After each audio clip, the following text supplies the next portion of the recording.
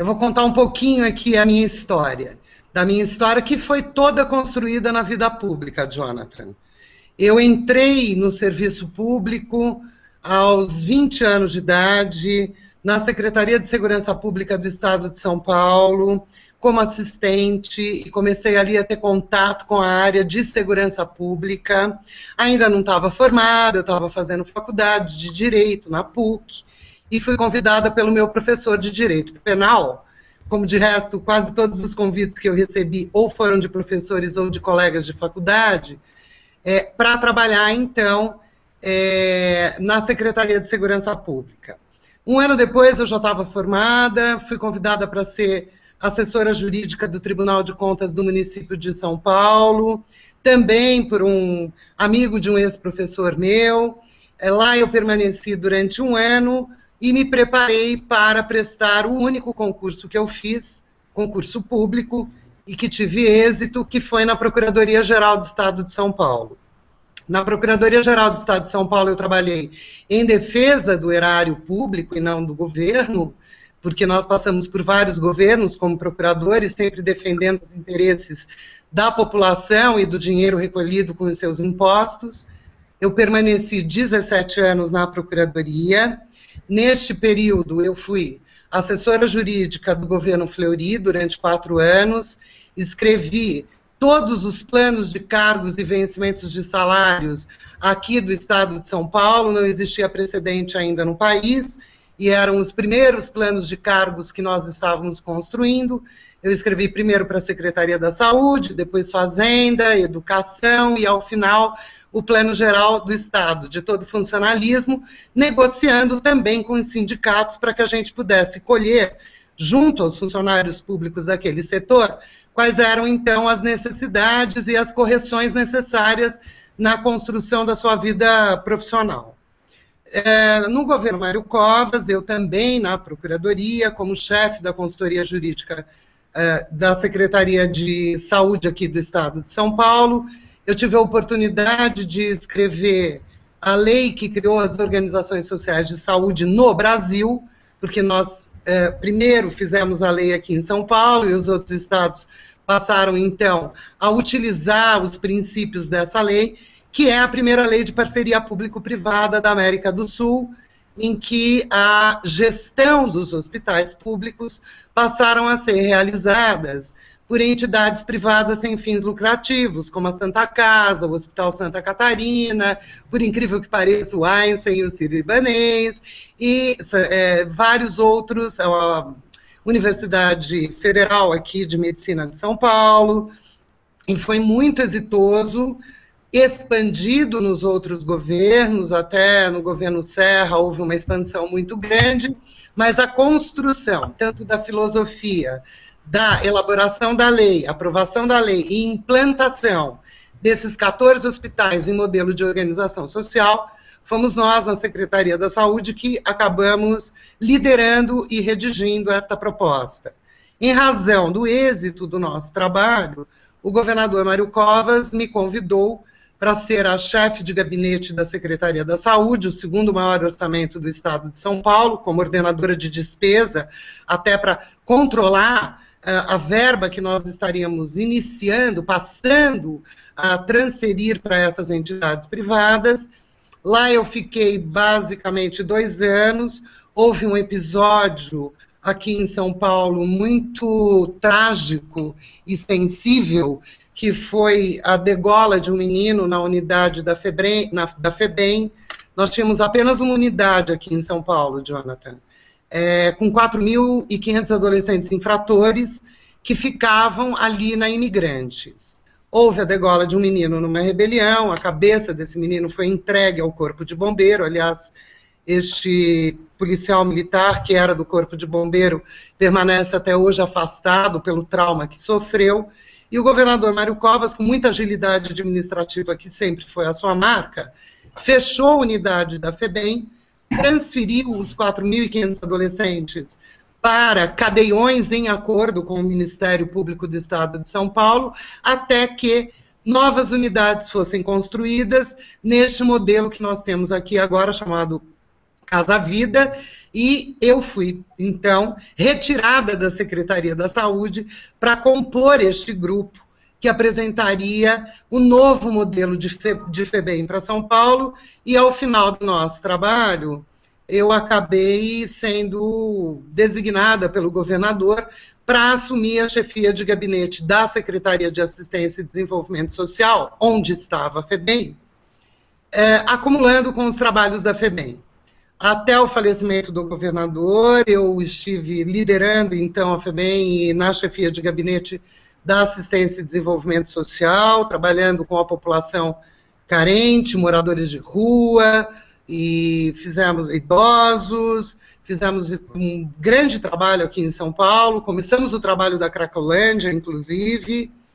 O governador faleceu, eu entreguei o meu cargo, o meu compromisso era com ele, entendi que o que eu tinha ido fazer ali na FEBEM já estava construído, que era a transição, foi uma transição muito dolorosa, como todas as transições.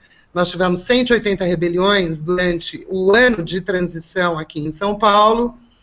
Saio então, da FEBEM e da secretaria, volto para a minha carreira de procuradora do Estado para trabalhar na Secretaria da Educação. O secretário era o Chalita.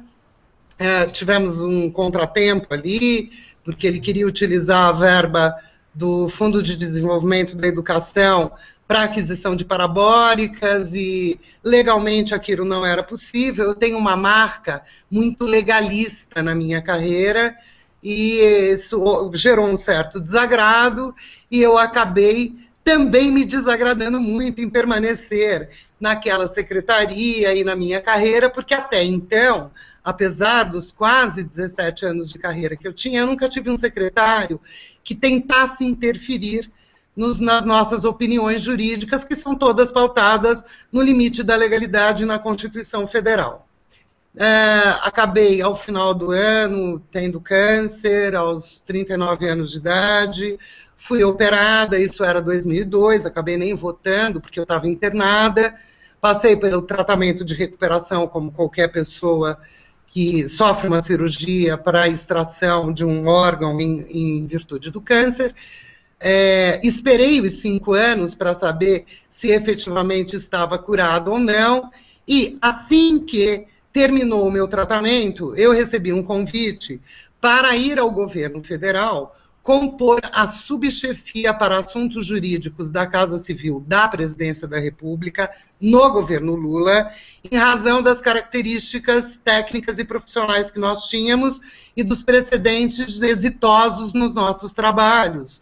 E havia muita carência de profissionais dentro do governo Lula, à época, que tivessem conhecimento da administração pública, do limite da legalidade. O administrador público, Jonathan, diferentemente da iniciativa privada, ele só pode trabalhar dentro dos limites do que a lei autoriza expressamente. Na iniciativa privada é exatamente o oposto. Você pode fazer tudo que a lei não proíba. No poder público, ao contrário, você só pode fazer aquilo que a lei autoriza. Então, existe uma peculiaridade muito grande nos especialistas em direito administrativo e direito público, que são características de procuradores do Estado, e aí eu fui convidada para compor o governo federal. Nesse momento, o que eu mais queria era ter a oportunidade de fazer algum trabalho para a nação, na medida em que eu não sabia quanto tempo de vida eu teria ou não. Graças a Deus, passados 5 anos, eu fui tida e estou curada, hoje já faz 12 anos, e acabei não tendo que deixar como mero legado o tempo de trabalho que eu iria desenvolver para a nação. Então, fiquei lá na subchefia para assuntos jurídicos durante 2 anos. Depois desses 2 anos, eu volto para minha origem de saúde, vou trabalhar no Ministério da Saúde com o ministro Saraiva Felipe, do PMDB, que estaria ali, então, na sequência do Humberto Costa, e quis modificar a proposta que o Humberto tinha das farmácias populares, que, como tudo que é do PT, tem que ter uma obrinha para poder superfaturar, ter o desvio de recurso, montar caixa de partido. Então, o que o Humberto queria era construir farmácias públicas ao longo do país, contratação de milhares de funcionários públicos e estatizando a farmácia popular. Quando nós chegamos no Ministério da Saúde, essa era uma grande preocupação do ministro Saraiva Felipe, eu propus a ele que nós fizéssemos uma coisa muito semelhante ao que fizemos aqui em São Paulo com relação aos hospitais. Que a gente utilizasse a rede de drogaria já existente, fizéssemos convênio com elas, montássemos, então, dentro delas, o balcão da farmácia popular que tem para venda dos medicamentos de diabetes e hipertensão a custo basicamente zero para a população. Acabei tendo êxito nessa proposta, é a farmácia popular que temos aí, que colabora muito, especialmente com as pessoas de mais idade, que já acabam sofrendo de hipertensão e diabetes em razão da própria idade, e a gente vem vendo que, de alguma maneira, então, nós deixamos, sim, o nosso grande legado na área da saúde, também no governo federal. Estando lá, nós fomos apresentar este projeto na Casa Civil, porque ele era completamente inovador, diante da ideia estatizante anterior. E neste dia, eu encontrei com o presidente da Gol e com o presidente da TAM, na antessala da ministra Dilma Rousseff, que me perguntaram onde eu estava e me noticiaram que naquele exato dia, 27 de setembro de 2005, havia sido aprovada a legislação criando a ANAC. Eu, durante o período em que eu estive na Casa Civil, dentre algumas matérias que eram designadas para eu trabalhar, eu recebi a incumbência de trabalhar o setor aéreo e elaborar várias propostas e alternativas para a Varig. Infelizmente, as nossas propostas não foram levadas a cabo, porque a CUT e o sindicato, os sindicatos, então, filiados à CUT, todos encabeçados por uma carioca, conterrânea tua, Graziela Baggio, que é muito amiga do Lula, do PT, ela inviabilizou que esta proposta fosse levada a cabo, criou muita fumaça e muita fofoca na imprensa e dentro do governo, e, infelizmente, a medida provisória que a gente havia proposto, onde havia um caixa de 300 milhões de dólares para pagar os trabalhadores e cobria todas as indenizações, de 300 milhões de dólares para pagar o fundo Aeros e pagavam todos os beneficiários do Aeros, mais os 400 milhões de dólares, tudo chegando a 1 bilhão de dólares, que era o preço que a TAM e a Gol pagariam pela Varig, mantendo a única coisa que valia, né, que era a grife, a marca Varig, e reestruturando a empresa numa lógica mais lucrativa para que tivesse um salvamento da Varig. Iriam absorver também aqueles trabalhadores. Mas, lastimavelmente, com toda a pressão exercida pela essa senhora Graziela Baggio, pela CUT, pela própria ala petista muito forte ali dentro do núcleo central do poder, essa medida provisória não foi levada adiante. Eles resolveram introduzir um artigo de recuperação judicial de empresa aérea, o que nós demos um parecer, e consta lá da Casa Civil até hoje, que a nosso ver era inconstitucional, na medida em que a lei de concessões públicas define que a empresa privada que recebe uma concessão e não consegue ter lucratividade, não consegue arcar com as suas despesas e nem com os impostos, especialmente federais, que devem ser pagos, você caça a concessão e dá para outra empresa. Mas o governo não quis. O governo fez questão absoluta de introduzir um artigo alegando que a Varig iria entrar em recuperação judicial e não entrou. Ela simplesmente ingressa em juízo e aí ela começa a quebrar de vez.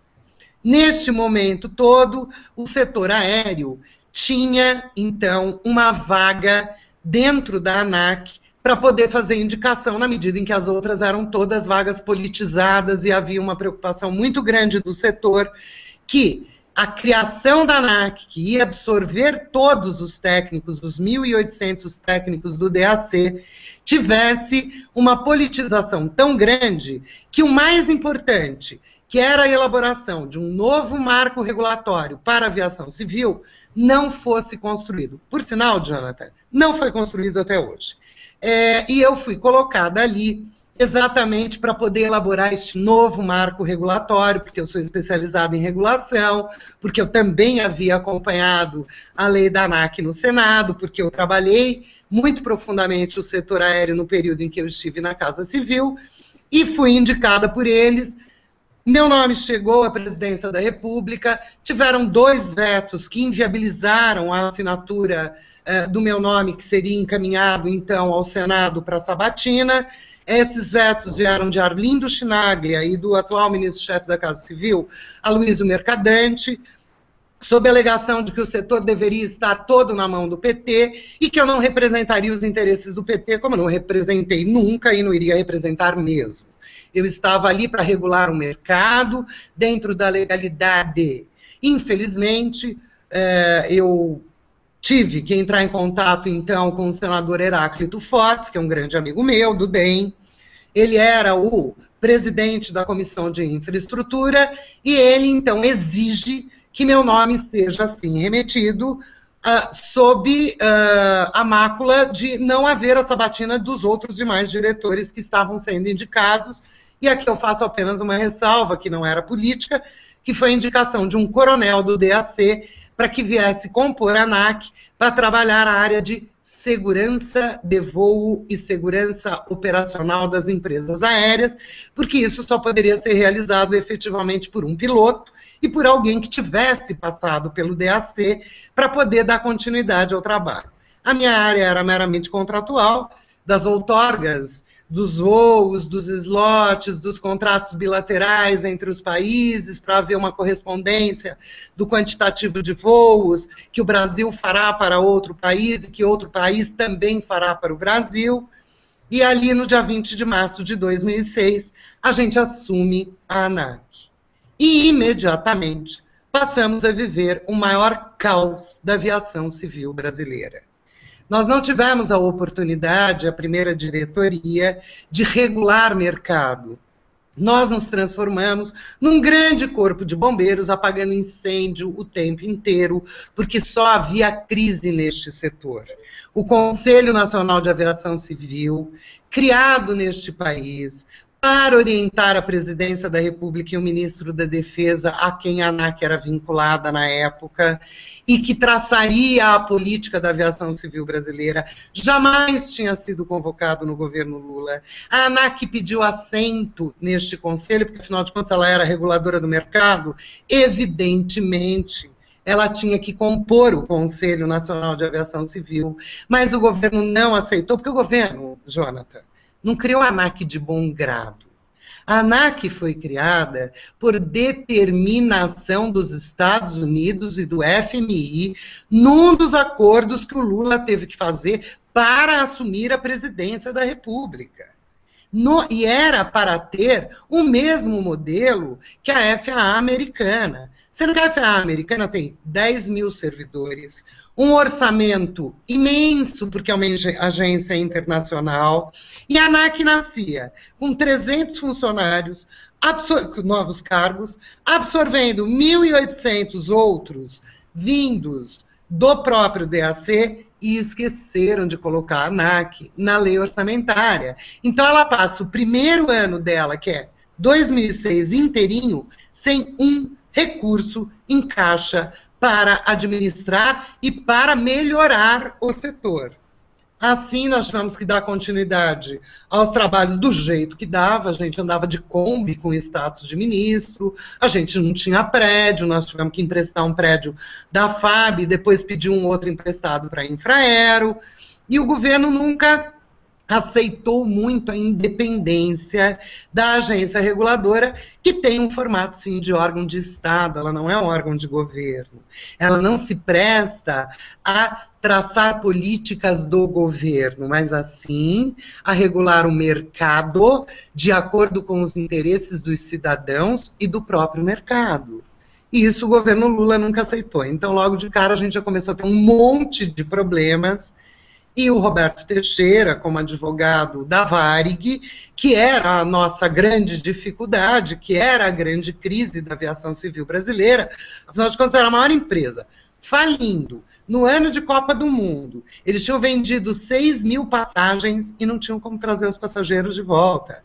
Nós tivemos 340 crianças largadas no aeroporto de Frankfurt, aguardando 3 dias por um voo para vir ao Brasil. E nós é que tivemos que, com a mão forte, sim, negociar impondo, não é negociar dinheiro, não, porque eles tiveram que voar de graça, com a TAM e ainda com a colaboração da Força Aérea Brasileira para trazer os cidadãos brasileiros que estavam na Alemanha e não tinham como voltar. Porque a Varig simplesmente tinha vendido um monte de passagem, já estava falida, ela ficou com os aviões no chão, por determinação do juiz americano, porque o motor dela é americano e havia uma dívida imensa de leasing com os Estados Unidos. E isso foi muito pouco veiculado aqui no Brasil. Na verdade, todas as questões que permeavam a Varig não eram questões meramente brasileiras, haviam questões da justiça americana e de interesses internacionais. E, infelizmente, o governo do Lula resolveu colocar o interesse pessoal de um advogado acima do interesse da nação brasileira. O Roberto Teixeira, então, toca a recuperação judicial, que eu não preciso te dizer qual foi o resultado, né? Recentemente, o juiz carioca, que também fez o grande favor de se aliar a eles e prejudicou demais a empresa Varig, decretou a falência da Varig e, portanto, aquela recuperação judicial, conforme nós anunciávamos desde 2004, 2005, era uma maquiagem para desvio de dinheiro. Em verdade, o que eles queriam era falir a empresa. E aí, antes da falência, com a lei, eles venderam a empresa, a priori, por um valor de 20 milhões de dólares, e 6 meses depois, quando a empresa estava infinitamente menor, porque quando ela foi vendida ela ainda tinha 50 aeronaves, ela é repassada para a Gol com apenas 15 aeronaves, e no milagre dos pães. Houve uma multiplicação inacreditável, em que pese a empresa estar muito menor, ter perdido credibilidade, portanto, perdido passageiros, ter problemas grandes nos Estados Unidos, com a justiça americana, eles pagaram 340 milhões de dólares pela compra da Varig, e eu até hoje me questiono aonde foi parar este dinheiro? Por que que uma empresa foi supervalorizada de 20 milhões para 340 milhões em 6 meses, tendo diminuído o seu tamanho e a sua capacidade operacional? Bom, nós enfrentamos essa luta diária dentro do governo. Na imprensa, eram entrevistas atrás de entrevistas, mas a imprensa, infelizmente também hoje, muito dominada pelo poder econômico do governo, que distribui a verba publicitária, e se for criticado, como vem sendo no SBT, é ameaçado, o SBT está sendo ameaçado de não receber mais verba publicitária do governo. Assim, eles quebram qualquer concessão de serviço público.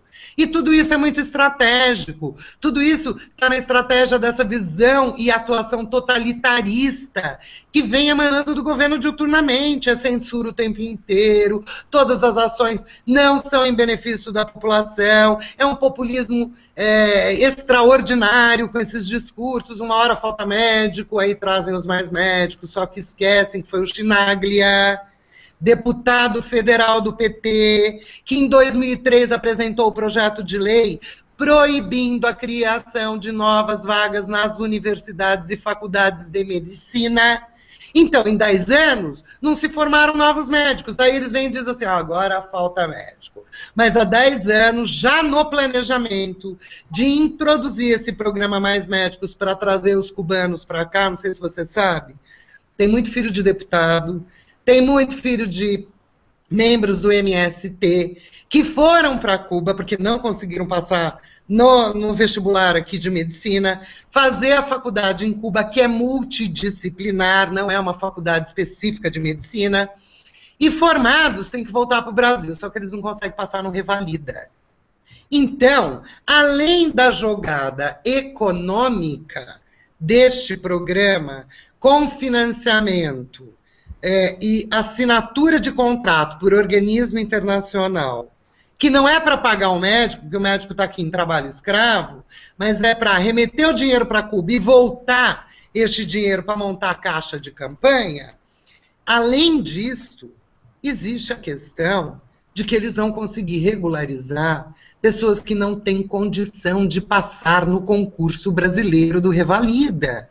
Então, você veja, o cara faz faculdade em Harvard, se ele quiser trabalhar aqui no Brasil, ele tem que fazer Revalida. Mas se ele veio de Cuba nos Mais Médicos, ele não precisa fazer Revalida. Enfim, nesta metodologia deles, houve um acirramento muito grande dentro do governo, entre todos os organismos do sistema aéreo, a Infraero, o Comando da Aeronáutica, a ANAC, que eram os 3 órgãos que compunham o sistema de forma integral. Muito desacerto provocado por essa metodologia sindicalista do governo Lula e Dilma, onde eles estressam as relações até o limite, onde sozinhas essas relações vão ter que se definir. Essa é a estratégia o tempo inteiro. Só que essa estratégia gerou 2 acidentes aéreos. O primeiro foi o acidente da Gol, que gerou uma crise maior ainda, então veja, em 2006 ainda. Na sequência, em novembro, nós temos o primeiro grande apagão dos aeroportos, com a Operação Tartaruga dos controladores de voo, que são da FAB e, portanto, comandados exclusivamente pela FAB. Em dezembro, há o problema com 6 aeronaves da TAM que entram em manutenção simultaneamente. No ano seguinte, começam inúmeros problemas com a compra da Gol, com a Gol comprando a Varig para a implementação, então, desta nova suposta empresa que era a junção Varig-Gol. E, na sequência, nós temos mais um acidente aéreo, que foi o acidente da TAM em 17 de julho de 2007. Ainda hoje, eu estou encerrando já o histórico, tá, para não ficar muito longo. Ainda hoje, a gente estava assistindo a sequência dos vídeos, porque é uma pena que, como a imprensa traz as matérias de forma esparsa, a gente acaba se perdendo na cronologia. O acidente foi dia 17 de julho. O Marco Aurélio Garcia, assessor especial e braço direito do Lula e do PT e do Foro de São Paulo, comemora na sua sala, com aquela cena, você lembra? Aquele, não sei se você está lembrado, onde ele comemora muito, ainda faz o sinal de se ferraram, a TAM se ferrou. A alegria dele era a seguinte: quebramos a TAM para poder, então, trazer o corpo para a Varig, que eu chamo de Varig do Roberto Teixeira, porque ela só passou a ter valor quando o Roberto Teixeira virou advogado dela. Até então, o governo queria mais era que ela quebrasse. E ele, comemorando muito, então, a queda do avião da TAM, foi flagrado pelo Jornal Nacional. Isto foi para o Jornal Nacional, gerou um pedido de impeachment, ia ser protocolado o pedido de impeachment. O primeiro fantástico pós-acidente é do dia 22 de julho, porque o acidente foi no dia 17, então foi no primeiro domingo. Ele traz a versão que não tem nada a ver com a ANAC, deixa-se muito claro quais são os problemas, vale até a pena depois você dar uma olhadinha no YouTube, é bem elucidativo. Houve uma construção de um hotel na cabeceira da pista aqui em São Paulo, chama-se Hotel Bahamas, é um hotel de mais rotatividade, e Este alvará foi concedido pelo prefeito Kassab, com o primeiro laudo vindo da FAB, autorizando aquela construção. Depois eles reviram, e isto a imprensa também não traz, mas a construção deste hotel mudou o tamanho da pista, porque mudou a rampa imaginária de aterrissagem. Então, a pista encurta 200 metros, isso tudo a gente vem a saber depois do acidente, pelo próprio Fantástico. E assim estava a pauta, era muito foco em cima do governo, muito foco em cima do PT. Então, o Fernando Henrique vai ao gabinete do presidente Lula e, mais uma vez, faz um grande desfavor à nação brasileira. Era a segunda oportunidade de pedido de impeachment e ele negocia a troca do ministro Valdir Pires por um colega deles, muito amigo, em que pese estar em outro partido, que era o Jobim, Nelson Jobim. E o Jobim tinha que entrar com carta branca. Carta branca para quê? Carta branca para dominar o setor de 4% do PIB nacional. E ele precisava colocar os seus parceiros lá, porque se eu não recebia a ordem nem do presidente Lula, que dirá do Nelson Jobim. E aí, imediatamente, eles começam, então, o assassinato de reputação, que passou por elaboração de dossiê falso, que foi distribuído na Câmara dos Deputados, que foi distribuído no Senado. Eu passei por 2 CPIs, os jornalistas diziam que eu tinha engolido de palitinho, tanto os senadores quanto os deputados, mas que eu engoli de palitinho. Eu falei a verdade. A ANAC não tinha nada a ver com aquilo, como não tem. E terminados os meus depoimentos, eu decidi que quem não me quer não me merece, aquele governo não me queria, eu ia embora. E renunciei no dia 24 de agosto de 2007. Voltei para minha terra, para São Paulo, residi aqui um tempo. Logo que eu voltei, eu não montei meu escritório de advocacia, eu tinha 4 meses de quarentena, não podia trabalhar e tinha que me recuperar emocionalmente, porque você ser humilhada e caluniada publicamente é muito pesado, é muito mais pesado, como diria o Brizola, do que apanhar. Essa gente reclama da torturazinha que apanhou. Agora, e a tortura psicológica, diuturna, que é feita com as pessoas que trabalham dentro do governo, que dão a sua cota técnica, mas por não compartilharem com eles nas tramóias políticas da esquerda, acabam virando foco. Como agora na Petrobras eles vão inventar alguém. Não tenha dúvida que alguém aparecerá como culpado, este alguém não será vinculado ao PT, este alguém terá também, na mesma estratégia, já estou denunciando, minha gente, acordem, não acreditem mais na estratégia do PT, eles vão eleger um bode expiatório como eu fui eleita, isso não é justo, não é nem conosco. É com a nação brasileira que vem sendo ludibriada, é com a história desse país que não está sendo construída de forma verdadeira, porque ela é toda maquiada. Bom, então eu fiquei na minha recuperação, depois eu decidi que eu iria então revelar todo o caso Varig, dei uma entrevista no estado de São Paulo, que teve muita repercussão, fui convidada a voltar ao Congresso Nacional, muito bem recebida, sabatinada por todos, inclusive pela base aliada, ficou ali entregue 40 quilos de documentos comprobatórios de todo o desvio de dinheiro que foi feito no caso Varig, na contratação do advogado Roberto Teixeira, e com a interferência, sim, de Dilma Rousseff, que passou a querer cuidar do setor aéreo. Imagine você. Ela não consegue cuidar nem da Petrobras, se dizendo a grande sábia do Ministério de Minas e Energia, ela vai conseguir quebrar a melhor empresa brasileira. E como é que ela queria cuidar da aviação civil brasileira? É óbvio que tinha que ser um desastre. Porém, como é que o governo ia assumir que a culpa era da incompetência governamental? Nada melhor do que jogar na ANAC, que não era órgão de governo, era um órgão de Estado, portanto, não teria a mácula do governo se a culpa fosse da ANAC. Essa foi toda a trama.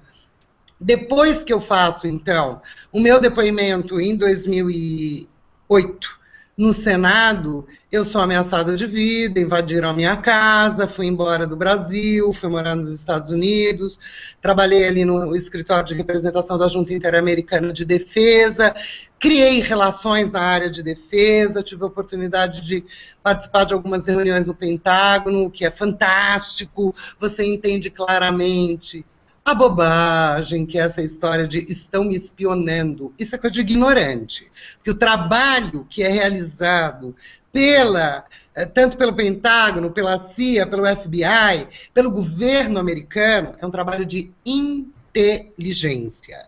Inteligência não é espionagem. Espionagem é o que se faz aqui neste país, arapongando a vida dos outros, montando dossiês em campanhas. Isso é muito conhecido do PT, eles têm uma fábrica de dossiês. Isso sim é espionagem. Aí a presidente, coitada, como ela só conhece o universo daqui, ela resolveu chamar inteligência americana de espionagem. Mas é bom que a gente, então, explique para a nação que existe esse grande diferencial. Eu fui trabalhar na junta, fiquei lá 6 meses aproximadamente, um pouco menos, voltei para o Brasil e fui morar na tua terra. E aí eu virei a paulista mais carioca que existe, né, neste país.